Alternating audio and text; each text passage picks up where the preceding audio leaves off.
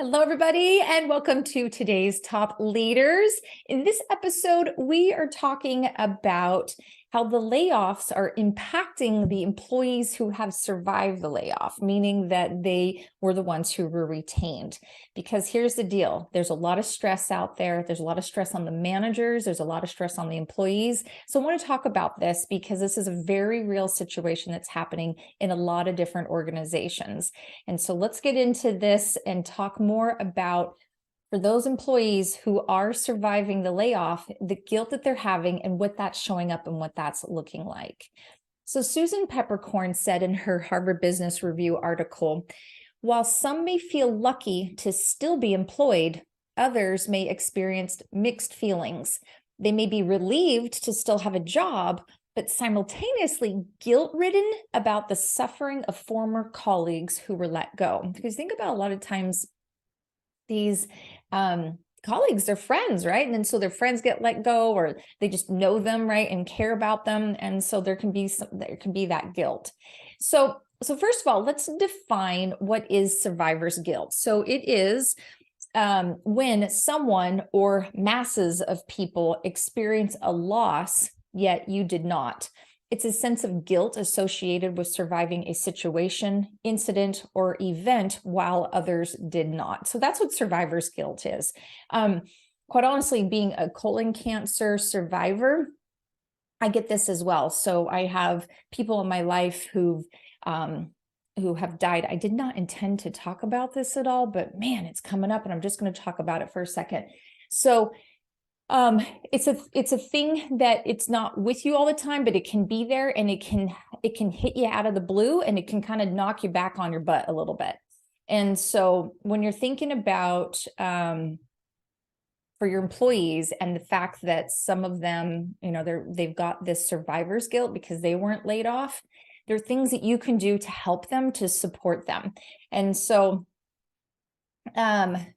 for example, you might be thinking, okay, but what does it look like? What is it showing up as? So the layoff survivor syndrome, which is another way of looking at the layoff survivor's guilt, can show up as increased anxiety, increased depression, or just showing up as depression. It can show up as reduced self-esteem and reduced overall well-being. And the symptoms can range from things such as like physical related ailments, like really intense headaches, difficulty sleeping, to also having difficulty trusting management or the employer overall, because they're like, am I next? Am I going to be let go? And so all that stuff is swirling around in the back of their head, and it's stopping them from really being present and showing up. And so in a study that's called The Optimal Hours with the Boss, most employees spend only about half the time they should be spending with their boss in general, right? So this is regardless of there's a layoff or not. So employees are not getting enough of that time that they need with you as their boss. And so what ends up happening is that they're not as inspired, they're not as guided, they're not as engaged and whatnot. But here's the thing, is that when employees do have more time with you, it has an uptick in some really amazing things. So for example, I'm just talking about 6 hours per week with you. All right. So this can be in team meetings. This can be some one-on-one time. This can be collaborating on a project, whatever that is. Right. But it has to be very, very involved. It can't be you talking to 100 people. All right. As a leader, this is more, think small groups, small forums, think more that one-on-one time. All right. And so when people are getting 6 hours a week with you on that, 29% of your employees are going to be more inspired, right? Think of what inspired people do. They accomplish more. 30% are more engaged, right? So they're just there, they're leaning into the job, they're more excited.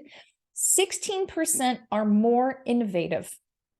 Not interesting, right? They're going to feel more that spark, right? That creative juice flowing. And 15% are more intrinsically motivated than those who spend only 1 hour per week with their manager. And you might be thinking, I have too many people. There's no way I can spend 6 hours a week with each of my people. I get that. That's likely not going to happen. Or you made a look at your team and how it's divided up, and maybe you have too many direct reports and you do need to break it up more. so that they can get more of that optimal time with the boss, right? And so just think about these things, right? More inspired people who are feeling more engaged, they're more innovated, they're more intrinsically motivated, so right, internally as well. And so all of those things help them to be more engaged and to really feel like they can lean into what's going on. And if you're dealing with any kind of a layoff, or you're thinking a layoff's going to happen with your team, you're going to want to think about what you can do when it comes to that connection with your people. And another thing I want to point out, another statistic, is that 74% of employees who kept their job in like, think of like in a large corporate layoff, say that their own productivity has declined since the layoff. 74%. Okay, so all those so you already lost a group of people, and now you're down whatever those numbers are, and then whoever your remaining people are, 74% of them are admitting that they're not as productive as they used to be. Okay, but you think about it, they're not inspired, they're not engaged, they're not feeling motivated, they're not feeling connected to you. No wonder they're not as productive. All right. And then also 69% say the quality of their company's product or service has declined since the layoffs. And usually that's related to like the work's not getting done. Maybe like if you're in software, certain features aren't getting completed and put out there for customers' benefits because there's not enough people to do the work, right? And so the remaining employees are like, okay, well, we're not doing as great, but also that productivity drops. So even if you have full intention to release that feature, for example, on that software, if you don't have people who are engaged, and if they're not feeling as excited and happy to be there, then they're not going to work as hard. So that's why employees who are there in the mix, they're seeing it. So they're saying, this isn't going as well. All right. So I want to speak to the employees for a minute, because sometimes it's like, oh, manager, what are you doing for me? What are you doing for me? Right. And I get that. And it's important that leaders, like, that's the thing, you guys, if you didn't know this, when you're in leadership, your job is to help your people succeed. Okay. Whatever those things are that need to happen in a different role, but that is a key part of your job, which I know can be hard, because sometimes as an individual contributor, you were used to doing the things and getting the thing done, and then you got promoted, and then you still want to continue to do the thing that you were good at, but now you have to lead others, and that's where the disconnect is. And that's right in the middle, in that area, in that gap is where having a coach, having training and things like that to help you to be a better leader can make a difference. And if you're needing that, and if that's resonating with you, message me, get in touch. These are the things that I can help you with, so we can close that gap, so you can have more success with how you're showing up as a leader, because most of us don't learn how to do it. We don't learn it in college. We don't learn it on the job, right? And so you need to learn and get that guidance. So speaking to the employees for a moment, there's a few things that the employees can do for themselves to help with this whole survivor guilt. And the first thing I want to talk about is making sure that you personally, like, think inside your heart, your mind, and your soul, right? Think about, are you aligned with your personal and professional goals? And what I mean by that is, yes, you have a job. Yes, you have tasks, you have goals, you have assignments, things that you're working on, right? And that's great. That's why you have a job. Okay. That's why jobs exist. All right. Is because there's a thing that needs to get done. And so we have somebody who goes and gets the thing done. So as an individual person, however, you still have things how you want to grow and develop. And I'm not saying leaving your job to go do that, right? But it could even be things like, you know what, I want to lose weight this year. I want to feel really, really great in my body because I'm tired of feeling tired.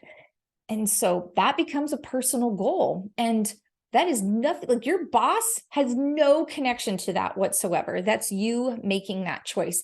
And if you are not doing those things for yourself to move you toward that goal of feeling great in your body, then it's going to have this self-sabotaging, mental, negative thinking going on, that you're going to go, see, look at me. I'm over here wanting to lose weight. And what am I doing? I'm eating a Snickers bar and I'm having a Dr. Pepper in the middle of the afternoon because I feel like I need a little bit of pep, right?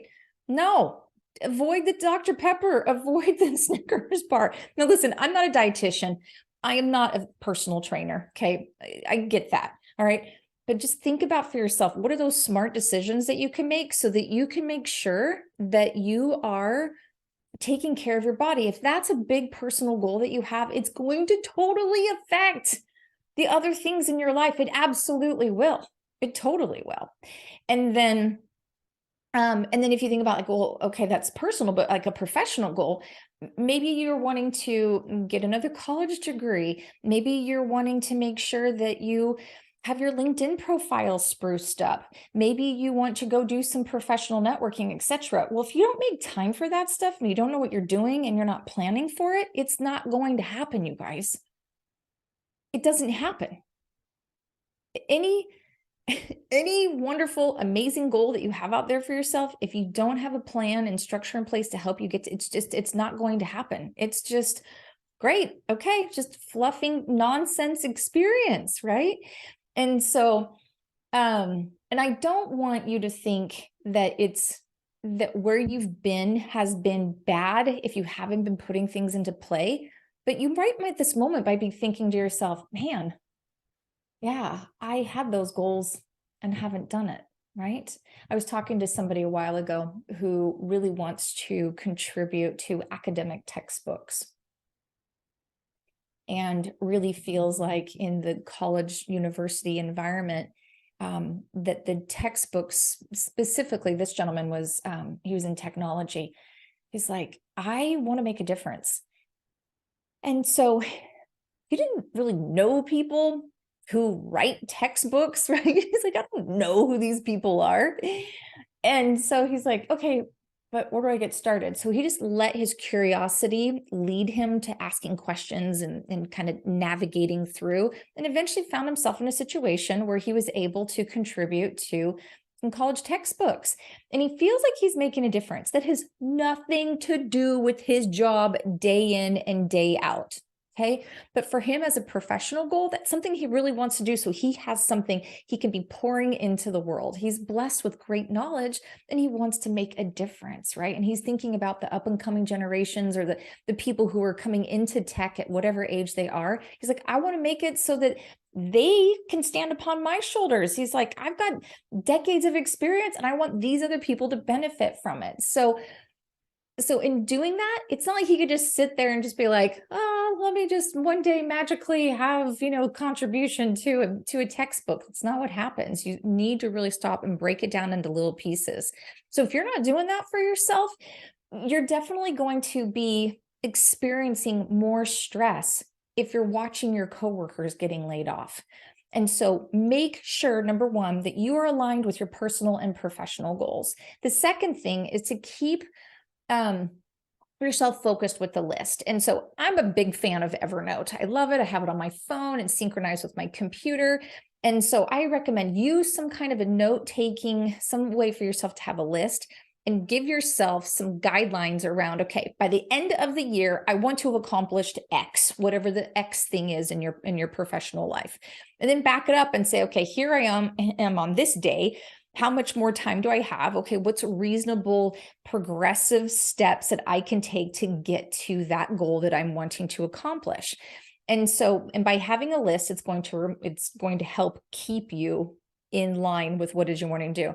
And then the next thing I want you to think about, though, is having a list is all fine and dandy, but if you don't do anything with the list, what's the point, right? So make sure you create some time on your calendar to review the list and make sure you're on target with this is what I'm wanting to accomplish.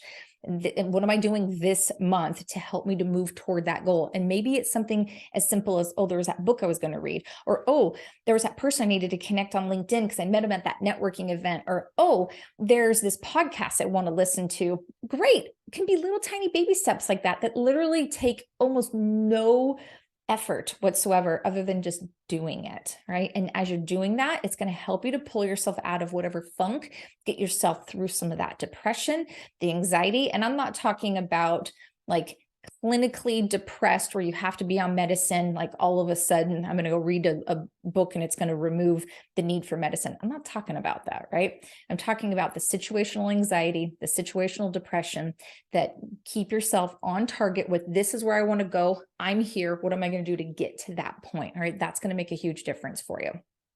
All right. And then the third thing too is taking care of yourself. So this is more of the spiritual, taking care of yourself, mental, physical. And I talked just a minute ago about, hey, you're wanting to lose that weight. What are you doing to take care of yourself physically? But also, what are you doing to help yourself mentally? Are you taking a mental health day?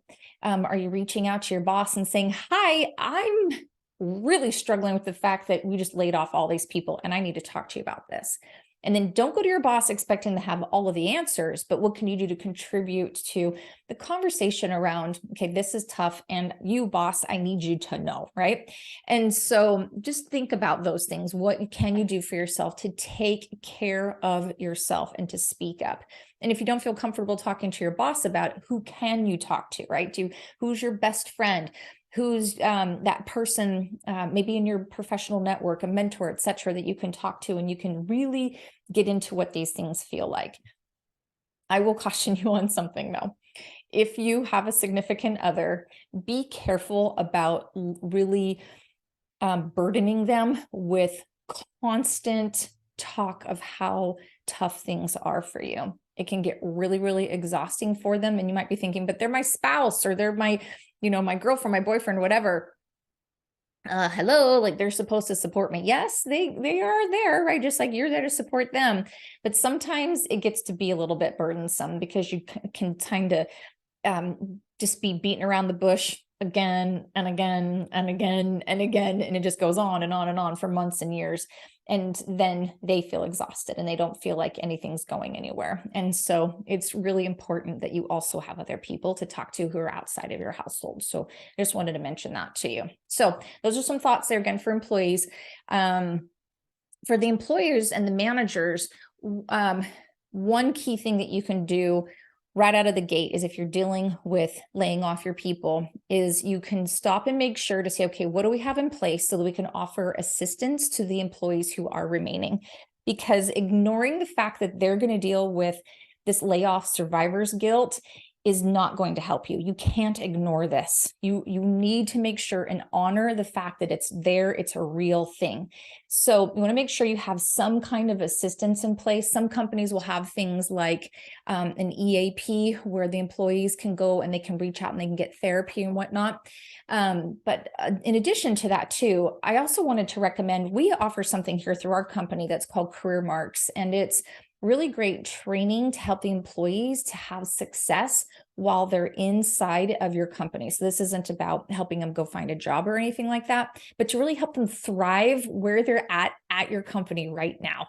And we get into things like their mindset, and there's some really great information that is delivered in small bite-sized training. So there's mindset, there's stuff to help them really lean into and really be focused on growing their career where they're at there with you. Information to help them with developing their relationships with people right there inside of the company. Also information to help with kindness and compassion, because in these times right now, sometimes people get so sucked into their own drama, they forget about how important it is to be kind and compassionate towards others. And then also inside of Career Marks, we talk about what can people do to build a successful career, again, today, right now at your company. And so that's something that can be very supportive and can offer assistance. So it provides a way for the managers to be able to have something that they can provide for their employees, but also for the employees to have something they can very easily leverage that information to help them. And it's on-demand training, again, small bite-sized videos that can make a huge difference. So it really helps your people to hit the mark.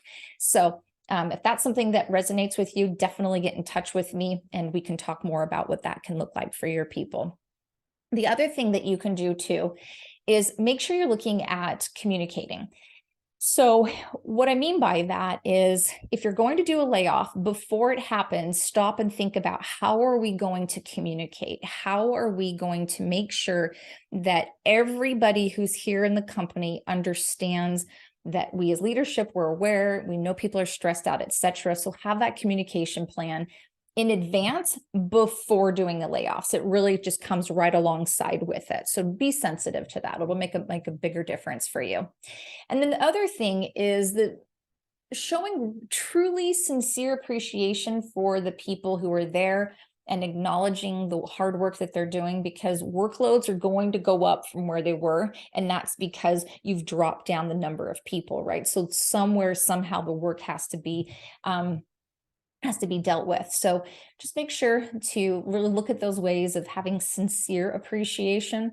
And that can look different from one manager to the next and from one employee to the next. But as a leader, I encourage you stop and really check in your heart and think, okay, what can I do sincerely for employee 1, 2, 3, 4? Like, what do they each individually need? How can I be sincere with them?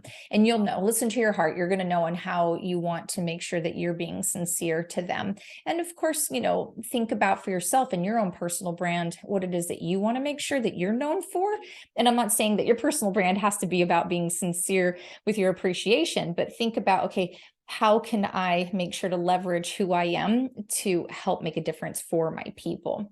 And then the last thing I want to talk about as far as what employers can do to help is I want you to think about those workloads, right? So somewhere in between, there's a gap that the work's going to have to get done. And one quick and easy thing that you can do for yourself is you can, for your team, I should say, is you can stop and look and say, okay, let's level set where we're headed. Again, make sure you're clear on the goals and then say, okay, we know that's a goal. This was all the work we were doing. We can't do all of that work because we had to let some people go. So let's make sure that we realign workloads and that we like, where can we reduce? So maybe you're in the middle of working on some really big, let's say product launches or something like that. I say, we can't do all of these because we don't have all the people. Okay, well, what's the one product that we for sure want to launch next? And then redirect people's attention to working on that product and getting it launched successfully and all the pieces and parts that go around that. But then also another thing that you can start working on almost immediately is reducing your meetings as well. So sometimes it's really good to pause and take a look and look at the whole week and say, all these meetings that we have, like, do we need those meetings or can we use that time in a more productive way? And if you come back to what I was talking before about the optimal hours with the boss, how your employees want more of that time with you, it may well be better suited for you to reduce a couple of meetings in your week and then repurpose that time to have more of that connection one-on-one with your people. So those few things can absolutely help make a difference. And just remember, you don't have to do it alone. I'm here to support you, can help you with some coaching and training to help you, but also for your employees, so that those who are surviving the layoff, it can help to reduce their guilt. And I look forward to helping with that. Just go ahead and get in touch with me. We can talk more about it. Be well, my friends, and I'll see you next time here on Today's Top Leaders.